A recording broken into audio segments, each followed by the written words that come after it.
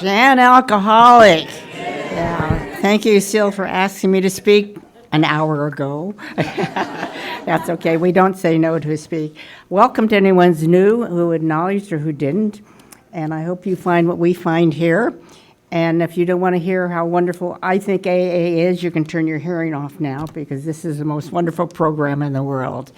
The first time I got sober, I didn't go to AA. And we know where that leads. You know, I was still working and people around me knew I wasn't drinking, so they only served me non-alcoholic beer, which is a joke because it's still alcoholic. And I hadn't retired more than a week, and we went out for Italian food, and somebody ordered a glass of red wine, and I did, and the game was on. And from that point on, I didn't care about the food. I was just waiting for someone to order another glass of wine, and of course, pretty soon that didn't matter.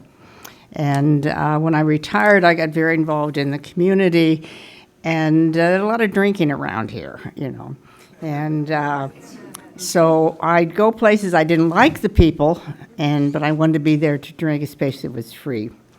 And then eventually people showed up in my life that were in the program. I'm fast forwarding it so you get the message. And they kept showing up in my life.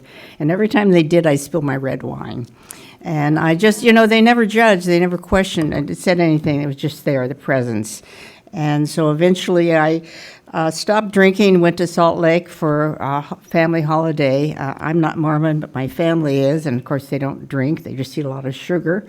And I came back and asked a neighbor to take me to a meeting, and walked into the Hermosa Beach meeting.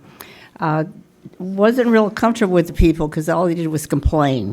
But they gave me a little big book, and they all wrote their phone number in it. And that was very, very powerful. I bounced around to a bunch of different meetings, and then I showed up at this meeting. Walked in that door over there. They said, anyone with less than 60 days, identify. I did. Two ladies turned around and said, welcome. The speaker, which I didn't know was going to be the speaker, came over and acknowledged me at the break, and then in his speech, I was home. I finally found people that understood me. I belonged. I was still uncomfortable for a while because, you know, people didn't always greet you, and I really recommend anyone that has over 90 days greet a newcomer. That is a very powerful thing. But then I did take a commitment, and in those days, we'd actually cut the cheese and set it up, and it became like now. It's a big party over there. When you get here early and do it, it's very sociable. And I just stayed committed to that meeting, and I'm still here on that. I really didn't start drinking until I was 21. I'd been very involved in the church, Presbyterian Church, in my youth. I was part of the youth council. I went to a Presbyterian college. I was to be a missionary. And then I got a resentment against the church because they were a bureaucracy. And when I left there and came out here, I never went to church again because I found my drinking crowd. The people I worked with were all drinkers, and there I was. I realized in AA that the church wasn't the problem. I was in the church for the wrong reason. I was there because it was popular. It fed my ego. I wanted to be part of the popular group.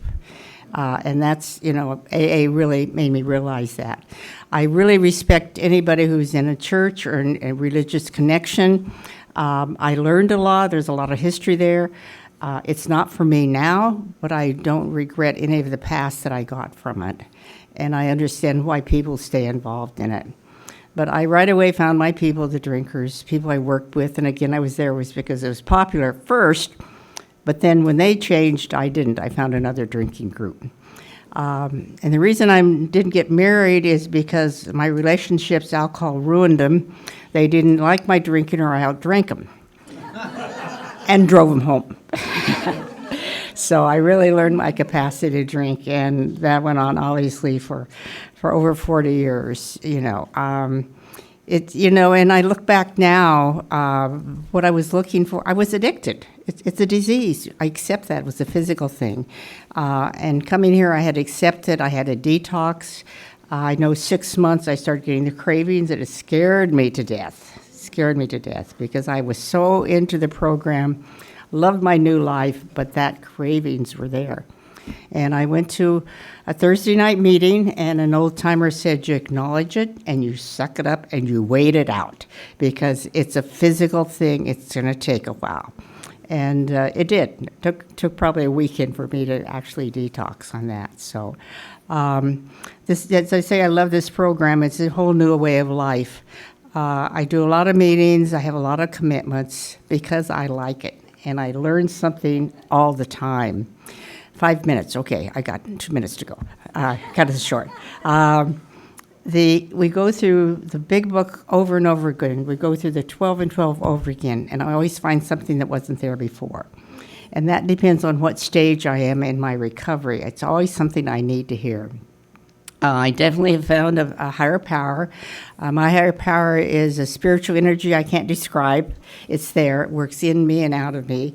My ego is always competing with it. And that's always my biggest challenge, is my ego taking over. And I know my ego is taking over because I have a resentment, or somebody's not doing it my way, right? And I have to back off saying, if I have a resentment, it's their issue, not mine. And my ego's not in charge. I really focus on the St. Francis prayer in the morning, make me a channel of thy peace. And more I'm going with, you walk before me. That's my new thing, because I have to work on that. I have a sponsor who's got over 38 years, and she's got I have a grand sponsor, and I have sponsees. The nice thing about sponsees is they keep me spiritually fit. I have to stay close to the program so I can be there for them. And I always have to be there for them and their journey, not my journey. I'm just their guide. I'm not their boss. And it's a wonderful experience. So if you're new, I hope you stay. I hope you find what we have here. This is a wonderful journey. It's a new way of life. For my old age, I only have 16 years, but it's my life. So thank you for letting me share.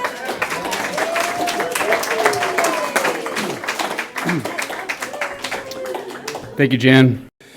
Now, welcome back from your break. I hope you guys had a good one. Now, our main speaker will share her experience.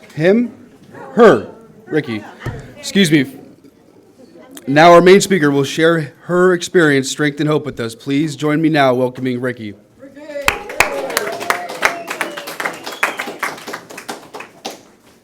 I know the name throws you off. My name is Rikki, and I'm an alcoholic. Hi. That happened. So I really like my name now. My dad named me, and but growing up, I remember it broke my little soon-to-be alcoholic heart. I was like going to my first dance with a boy, and he came and told me, he goes, my dad thought I was going to the dance with a boy because of your name. And I was like, no, I'm a girl. But now I'm very proud of my name. And my sobriety date is April 21st of 2006. I know, thank you, I'm already planning my party. I was just telling someone over there, and in next year, I'll turn 20 years sober, and my spiritual advisor, he'll turn 40 like a week before me, and so we're planning a party, because I had been talking about my 15-year party since I turned 10, and I was really excited about it. I was going to have a quinceañera, and everybody was and all my sponsees, I sponsor a lot of girls, and they were like, do we get to wear gowns as well? And I said, yeah, everybody gets a gown. And my friend was going to choreograph it. I was really pumped. Well, I turned 15 during the pandemic.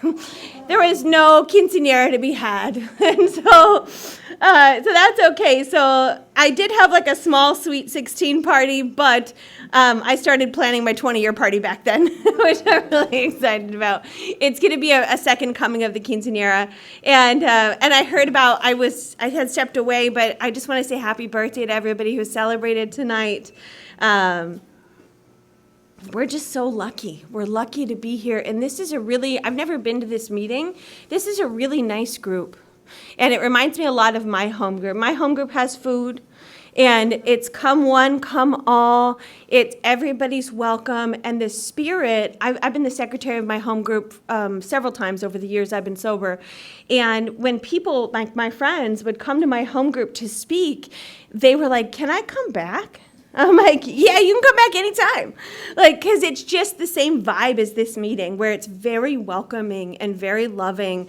And to me, that's Alcoholics Anonymous. Some of my sponsees will tell you I can be caught saying, please let me be the hand of AA, not the fist.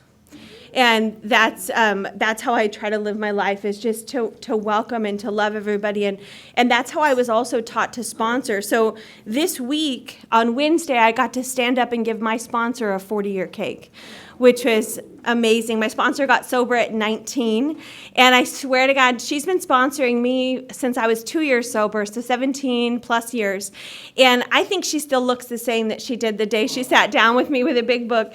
And it's just what a blessing and what an honor. And I called her a couple days before, and I said, T, can you believe you're going to be 40? And she said, I really can't. Like, time has just flown by, and it's just a big deal. And she has taught me everything that so many people, but so much of what I'll share with you tonight. But one of the things that she taught me was to sponsor out of the big book, and not just the steps out of the big book, but to sponsor off of page 18. And that's what this meeting reminds me of. And what it says is that we have no attitude of holier than thou, nothing whatever except the sincere desire to be helpful. There are no axes to grind, no people to please, no fees to pay, no lectures to be endured. And that is how I was taught to sponsor. That is how I've sponsored for the last 17 years since I went through the book with my sponsor. And it's neat because today I sponsor women that sponsor women that sponsor women that sponsor women.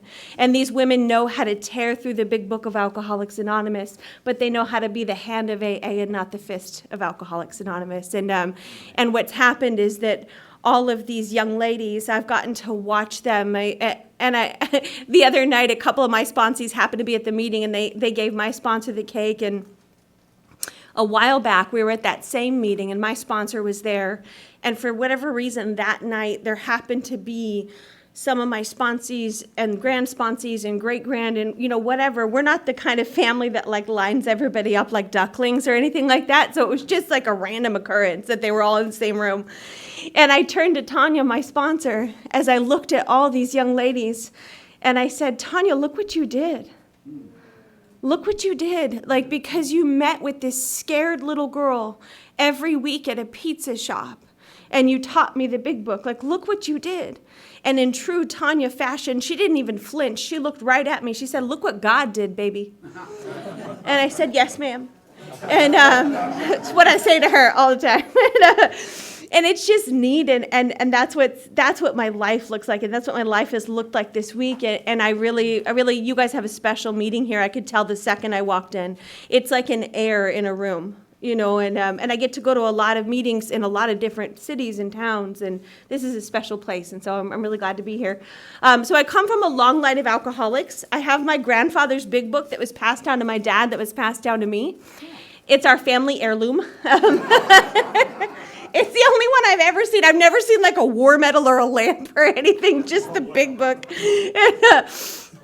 And I'm the current keeper of the family heirloom. It's in a plastic box. And I was probably going to make it here at some point. I always say, though, what's really important is one of my friends that I got sober with, she says the only thing wrong with her family is that she was in it. And it's absolutely true. She was born from June and Ward Cleaver, and they had the most perfect everything. I grew up with this family as I've grown up in Alcoholics Anonymous, and they have place cards at Thanksgiving, and their living room looks like a Martha Stewart catalog. And she's like, I don't even know how this happened, but here I am. And my family's lovely too. They just all get drunk, everyone. And all of my first memories at 4, 5, and 6 years old are of alcoholism. I'm from the south of the United States, not just Los Angeles. So I was born in Tennessee, and then I lived in Alabama and Arkansas before I made my way to Los Angeles. And my first memories are in this apartment. And so it's funny because I've grown up in AA in Los Angeles, and I've lost my accent a long time ago. And so people that I've grown up with, when I started to tell my story a little bit more often, they were like, "Oh, dude, you're from the South?" I'm like, "Yeah." They're like, "Oh my God, oh my God, oh my God. Were you a debutante?" That's my favorite question for a couple reasons. Number one, that is the greatest advertisement for Alcoholics Anonymous that I have ever heard. Because nobody, that little train wreck that sauntered in here 19 years ago in a dirty miniskirt, the first question that you thought of wasn't like, "Oh, were you part of a high society organization that teaches grace and manners?" Like, and the woman that stands in front of you today was literally built by Alcoholics Anonymous, like from the hairbrush to the clean clothes to the ability to shower, like all of it was taught by the men and women of Alcoholics Anonymous. So it's just an advertisement for us when people ask me that. And I like it too because it actually couldn't be further from the truth. And so when people ask me that, I laugh and I say, "No, honey, I was a hillbilly. We were poor." And I'm from a hillbilly, poor Southern family, just to paint the right picture for you. And these first memories were in a one-bedroom apartment in Little Rock, Arkansas. And my parents had divorced when I was real young, and my dad had moved out to this place called California. I didn't know what it was, and I'm there with my mom, and I used to, bless you, I used to climb up on this ladder, and I would pull these bottles out of the freezer, and I would pour them down the drain. And I didn't know what they were. I just knew that when they came out and my mom drank them, it made bad stuff happen. And I was a smart kid, even at like 4 and 5, and I just thought, remove the problem. Like, if I can get rid of this stuff, maybe we'll be safer tonight. And maybe, we can sleep and live in a safe space. And I also didn't know at 5 that that's a really mean thing to do to an alcoholic, like to drain their entire stash. It's fine, I was 5. And it didn't work, and I used to hide in this closet. I like closets in bathrooms. You'll hear my story. That's where I like to hang out. And I used to hang out in this closet because it was safe, and my mom she would pass out with cigarettes every night, and so I would wait up to put them out so that she didn't burn down our one-bedroom apartment. And she also had a lot of boyfriends that would beat her up, and all sorts of scary stuff that was going on in that apartment, and I would hide and try to protect her and wait. And as I tell you about my mom, the thing I want to tell you that's more important than all of that is that my mom was the most wonderful woman in the entire world. And you'll hear my story. I went on to want an education and all of these things. I don't remember my mom wanting any of that. All my mom ever wanted was to be a mom. And she had these 2 little blonde baby girls, and that's one thing I'm so grateful for. I'm the product of really good sponsorship and really good therapy. And one thing neither group has ever really had to teach me, they've had to teach me in different ways, but I've always known on a cellular level, is that my mom wanted me more than anything in the whole world. And I identify, the way I describe my alcoholism is, it's not that I don't love you, and it's not that I don't care, and it's not that I want to hurt you. It's that this thing is a power greater than me, and it literally, when I'm in active alcoholism, it controls my body. And if I could choose you, I would. I really, really would. And there were so many times I remember wanting to choose my family, wanting to choose my friends, wanting to choose my own personal safety, my own personal grace and dignity. And I couldn't. I wanted to go home for Christmas. I wanted to sleep in clean clothes. I wanted to do all sorts of things. And if I could choose you, I would have. And I've always known that about my mom. And the story I've always told is the only story I ever knew. Well, okay, so I was born in the early 80s, and I used to watch this show called The Beverly Hillbillies. And so I always imagined that I made it to Los Angeles like that we packed up, that's kind of like what my family looks like. So I thought that we packed up a truck and that I was Ellie Mae and that we made our way to Beverly Hills. And then the story everybody else told me is that, because I would ask, I'd be like, how did I make it to California? And they were like, you came out here to go to Disneyland and you just never left. Which also checks out, because I really like Disneyland. And a couple years ago, I was out with my dad, and I'm older now, so he tells me more. And I was out with my dad, and I was like, Dad, how did I make it to California? What really happened? Did I just come here to go to Disneyland and I never left? And he said, well, that's kind of true. I said, what happened? And he said, well, you were like 5, 6 years old, and you were out here going to Disneyland, and it was you that told me what was going on. And I said, I did. And now to paint the right picture for you as well, my dad looks just like Rod Stewart. And I think all he wanted in life was to be a rock star, and then we came. So he's got these 2 little blonde little girls, and we're out here visiting him, and I'm the baby of the kids. And I guess what happened was I pulled him aside in the hallway, and I said, would it be okay if we stayed here with you, Dad? And he said, baby, what's going on? And I said, we don't always eat, and we don't always go to school, and there's a lot of scary stuff happening. It's nice here. Can we please stay? And the next thing that happened is my dad called my mom in Arkansas, and he said, Angie, I think it would be better if the girls stayed here with me. And my mom, I only learned this a couple years ago, and I've been sober, a couple days in a row. And I guess what happened is that my mom said, you know what, I think that would be a good idea. And she let us go. Thank God, My mom loved me enough that she knew she couldn't take care of me, and she let me go, the one thing in the world that she wanted.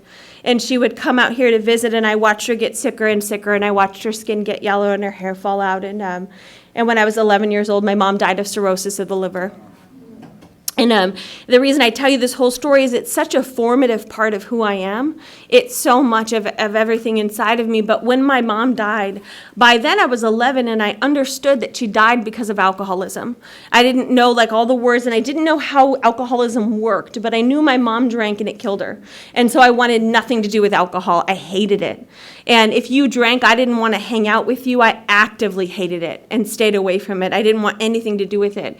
And also being from a poor Southern family and being born in the early 80s, they used to put me in front of the television. They called it babysitting.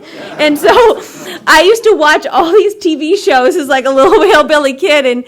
And all these women and fancy people that I watched on these TV shows, their lives looked different than what I saw in our one-bedroom apartment. And I wanted what they had.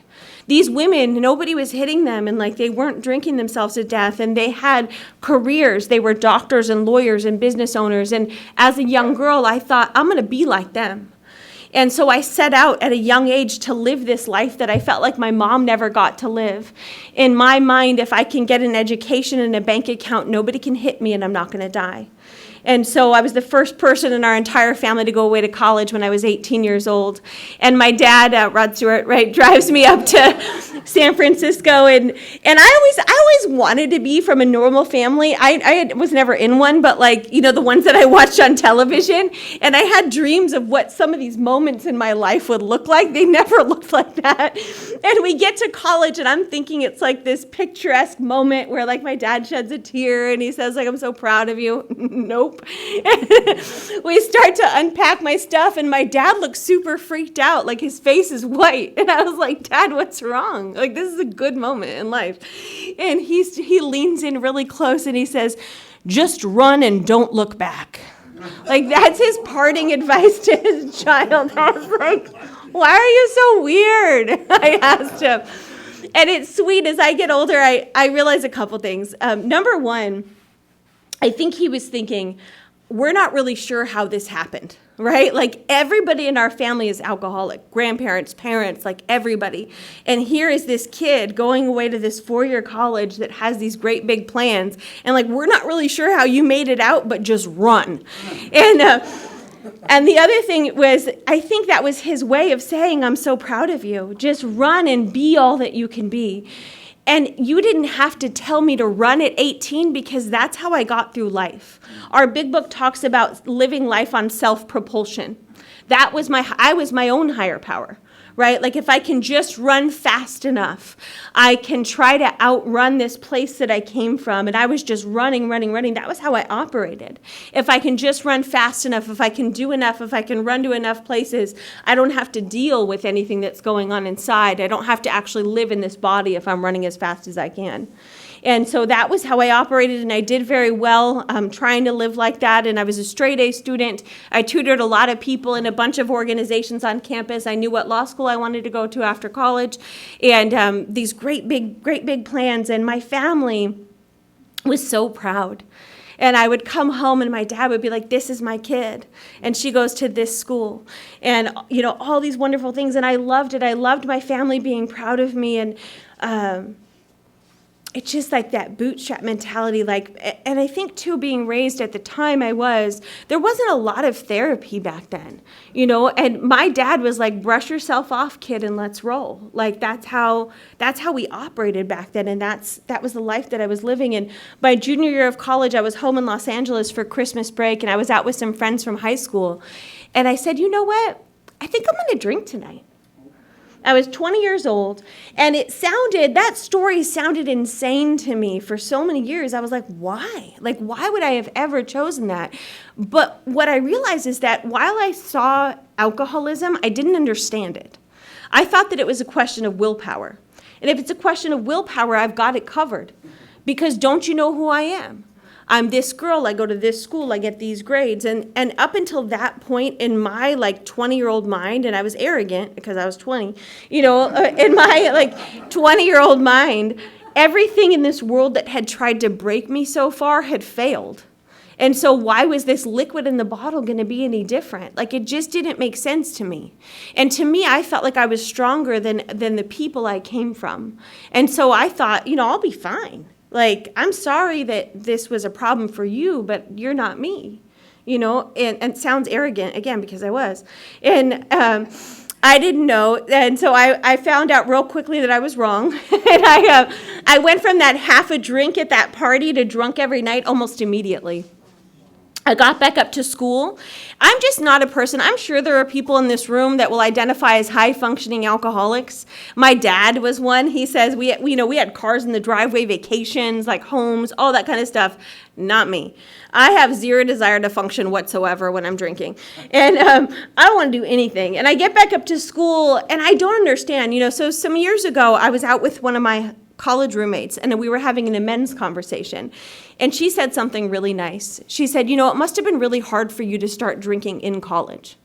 And I said, well, what do you mean? That's really nice, but what do you mean? And she said, because we were all drinking large amounts of alcohol, and you had alcoholism and we didn't. And that's the crazy part, and that's why I'm such a big, you'll hear it, but I like to identify as a big book enthusiast, because I feel like big book thumper sounds very aggressive. And so I'm a big book enthusiast. Our big book does a great job of describing this disease of alcoholism, and this is one part of it. You can line me up next to 6 other girls, and we can drink the same amount of alcohol shot for shot. I may have alcoholism, they may not. And that's what was happening in college. And so I think I'm drinking like other people. But something different is happening to me than is happening to these other people, but I don't know it because I don't live in your body. And I'm having a different reaction to it. It means something different to me. And for me, when I find it, this is the thing, is that I have alcoholism. And alcoholism demands treatment.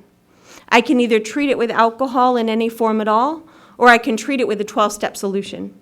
I know nothing about a 12-step solution yet. I've just found alcohol. And that's why when I found it, because the book talks all about the different things that happen to us, but it talks about how I have an allergy, which is bizarre, and I don't know that I'm the only one experiencing this allergy. Although it starts to become apparent. And then I have this thing that the book talks about, a spiritual malady, which is a fancy way of saying a spiritual sickness, which is why when I found it, it felt like it answered a question that had been burning inside of me my whole life. And I remember looking down at my hand, and I felt like I grew into the skin that surrounds my body. It does something different. It does something for me. It does something different for me. It felt like it was a solution for me because it was. It's one option. I have a solution today, which is a 12-step solution, and I will forget to say this, and I know we have some new people in the room tonight. What I want to tell you is that I live today in a 12-step solution, and all of the things that alcohol seemed to do for me, the 12-step solution does for me today. I live really, really free. I can look down at my hand, and I've grown into the skin that surrounds my body. And I can breathe really easily, and that spiritual malady is fixed and resolved because of this process. And I don't have to do all of the horrific things I did with the other one, So I started drinking. I didn't know it, and and it also says in the book that we have an obsession of the mind, and this is where it becomes apparent that I'm different than others, that I'm bodily and mentally different from my fellows. I remember one night when I still had friends because it wasn't long. I went out with my friends, and we were gonna go. We were 20, right? So it was complicated to like make all this happen. And I'm in San Francisco, and we're starting to make calls. And I also got sober before Uber, so that was rough. You had to like call a taxi cab and then go wait on a street corner on a hope and a prayer that somebody was coming to get you to go get loaded. This was a lot of work. And but I'm committed. And so I go and we make the calls and we're shivering in our little mini skirts. It's cold in San Francisco. And nobody's coming. It's like not working out. And these little girls, this is when I start to realize I'm not like my friends. And these little girls, when it wasn't working out, you know what they said? They go, "Oh, well, I guess we'll just go home." Right? Don't need those friends. Like, and this is why I didn't have friends for long, because I look at those little girls and I'm like, "You can go home, Susan. I'm out. Like, I gotta go. I will walk 15 miles if I have to, because the obsession of the mind lives inside of me. I am drunk before I get drunk. I can taste it in my mouth. The train has already left the station." And that's why the book talks about, like, that's why this thing is so baffling, because stone cold sober every single time with nothing in my system, I get loaded every single time, even when I don't want to. And it talks about how if it were just an allergy, and the way I describe it to my sponsees is like, if I were allergic to peanuts, no problem, don't eat peanuts. It's not so with the alcoholic. I'm like, what if I milk the peanut and stand on one leg on a Tuesday? Let's try it. Like, might die, right? Like, I'm so obsessed, and I have to, like, I can't, I'm watching the clock, right? One of the things that helped me when I was new is they said, if I'm controlling, I'm not enjoying. If I'm enjoying, I'm not controlling. I'm the person that if you limit my drinks to a certain number per hour, I am literally living watching the clock. I'm watching it tick until I can have another drink. This is what lives inside of me. I'm bodily and mentally different from my fellows. And so I come home one day when I still had friends, and this was the end of it because they had formed a circle in the living room. I don't know if you guys have ever had a circle. Sometimes there are interventions. This one was that you need to pack right now, and you have to go. And God bless them. That was the right choice. I am not safe to live with. These little girls are trying to get a college degree, and I'm bringing people home to our apartment on a Tuesday and falling into the furniture, and they have to call an ambulance, you know, and it's just not safe to live with me. So that's fine, because I don't need you anyway. And so I pack my stuff and I go and I move into the bathroom of an apartment, and there was a bedroom attached, but it wasn't necessary. And so I moved to the bathroom. I like the bathroom for a few reasons. Number one, you can lock the door. And so that's helpful, because I really don't want anyone interrupting me getting loaded. And then I don't remember windows in this particular bathroom. It was like up on this hill in San Francisco that's called Lone Mountain, which is very appropriate. And I locked the door. I don't remember windows, and so that's great, because I lit candles, and then I set my little mood lighting. So then it doesn't matter if it's day or night, or if it's been 5 days. Who cares? And I like lived in there, and then I moved a boom box in there. And for our younger, that's you play music at. Well, we used to play music out of it, and so I moved that in there because I had a lot of feelings, like years of feelings that needed to be expressed through song, and so I would play the best slow jams of the late 90s and the early 2000s, and I would sing them into a wine bottle. And this was every single night. I couldn't go to class anymore. That was a lot of work. And sometimes I would leave. And this is when alcohol was working for me, unfortunately. Like, this is when it looked really good. I liked alcohol at this point. It was going well. And sometimes I would leave because there was a liquor store at the bottom of this giant staircase in San Francisco. And I was 21 years shy of a college degree, and I would go leave, and people would see me, and it was alarming, you know, and they would be like, "Whoa, are you okay? Because this is a swift departure from the girl that used to tutor you, you know." And I would be like, "I don't know what you're talking about. Am I okay? Like, I'm fine, man." And they were like, "Oh, well, you used to tutor me, and you used to shower. Are you okay?" And I was like, thank you so much for your concern. And I thought on one level, I'll stop when I want to, and that day's not today. Because I thought on one level that I had that power. And I wasn't really sure why you were so upset. and I understood, but I was like, you know what, give me a minute. And when I'm done, I'll stop doing all this and I'll return and resume my place in this world and be all the things you want me to be, because I felt like I had all of the hopes and dreams of all of my ancestors and my entire family resting on my shoulders. Hello, God.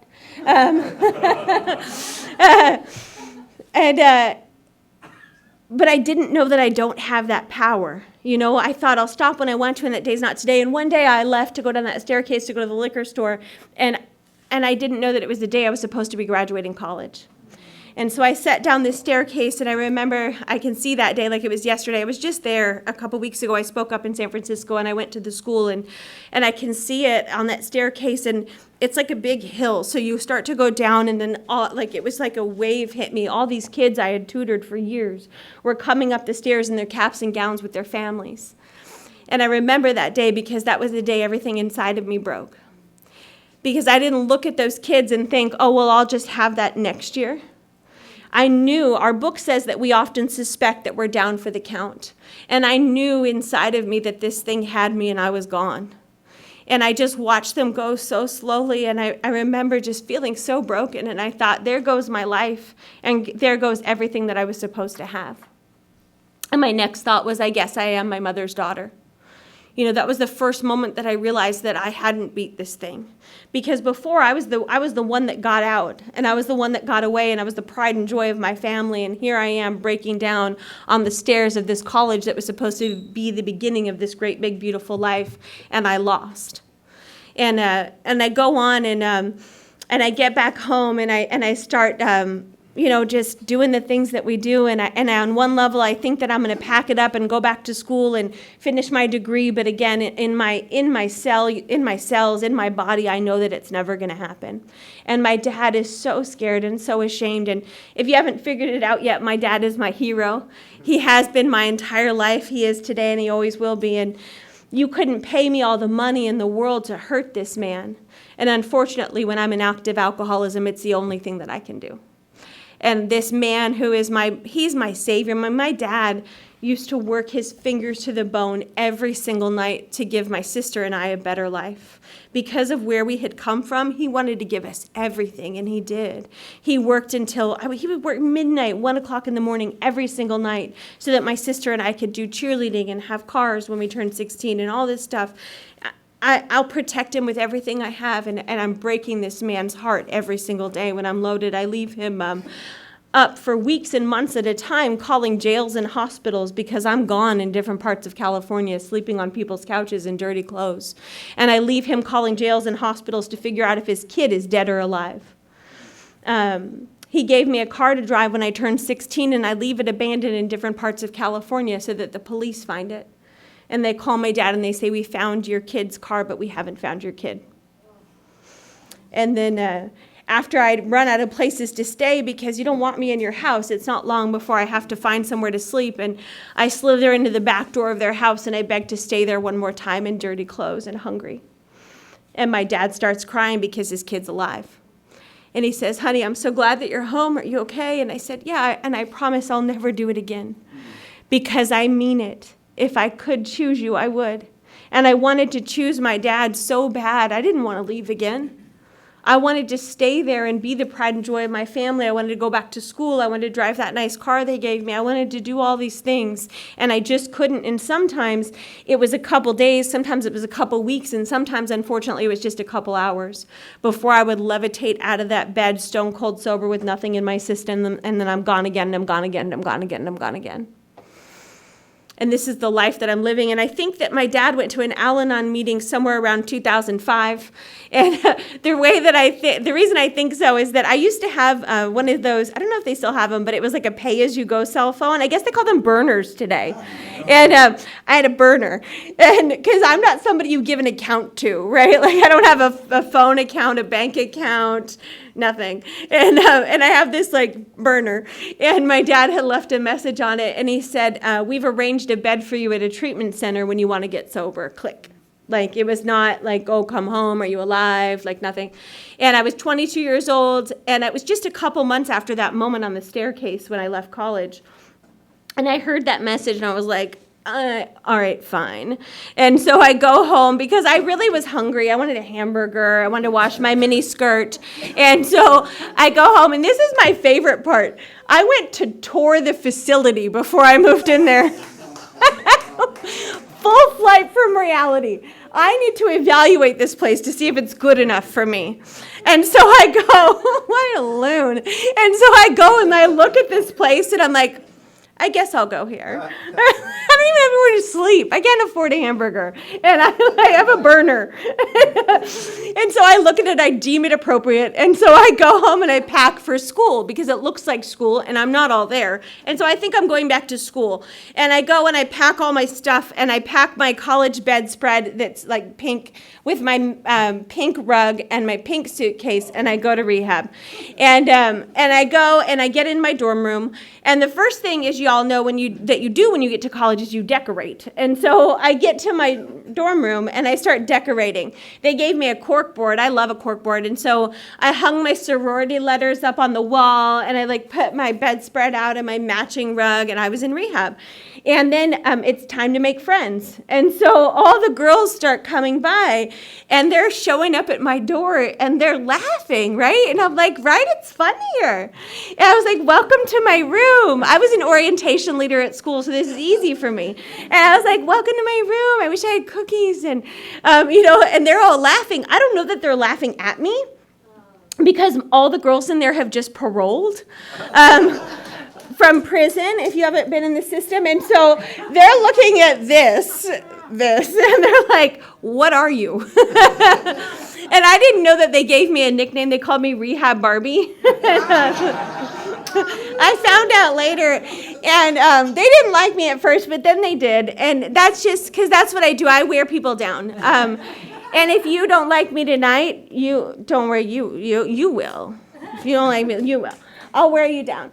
It's how I make friends today. And so I wore them all down, and I don't remember much. They told me to get a sponsor so that I could use the payphone, and I didn't really understand. I thought I was in school, and I thought that I was going to get valedictorian of Alcoholics Anonymous, and that I would get an A, and I would come.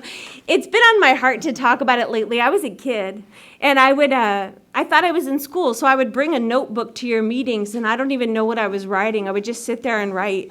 And the people of Alcoholics Anonymous, one thing I knew, I wasn't going to get sober that time, but one thing I knew is that the people of Alcoholics Anonymous were really nice to me. Thank you, Love Bug. The people of Alcoholics Anonymous were really nice to me. Nobody said, what are you writing, kid? Get out of here. Who are you? Like, none of that. They said, we have a seat just like you're meeting here. They said, we have a seat for you. Here's a cup of coffee. Are you hungry? What are you drawing, sweetheart? All of it. They remembered my name. And so in that next year, I didn't stay sober that time. And that next year, what happened is that it got really, really bad. As I told you, I'm a big book enthusiast, and I'm from a family in Alcoholics Anonymous where we tear through the big book line by line and word by word, page by page with the dictionary. We look all of it up. And one thing I've always looked up, but I've never had to, is pitiful and incomprehensible demoralization. And the best way I can describe it in a general way is, how do you think a pretty little girl stays on the streets week after week and month after month out in that world, right? And everybody has their own story and their own collection of horrific things, that occurred, and that was my experience. And I came back to you, and it wasn't like this big bad moment. Like, it was Groundhog's Day when I got sober. It was one more day of whatever it was, My dad came into my room. They were letting me stay there again, and he came in and he said, what are you going to do, honey, because you can't do this in April of 2006. And I said, I guess I'll go back to that place. And he dropped me off to a treatment center, to you at Alcoholics Anonymous, not because either of us had any hope or delusion that I was going to get and stay sober. What my dad will tell you is that on April 21st, I was a few weeks away from physically dying. And what I can tell you is that I was dead inside for a really long time. And I didn't come to Alcoholics Anonymous because I thought I was going to get and stay sober and be standing in front of you with 19 years sober on a Saturday night. I came here because I had no other place to go. I didn't come here because I had any hope. Every bit of hope that I have that pumps through my veins today, I got from you.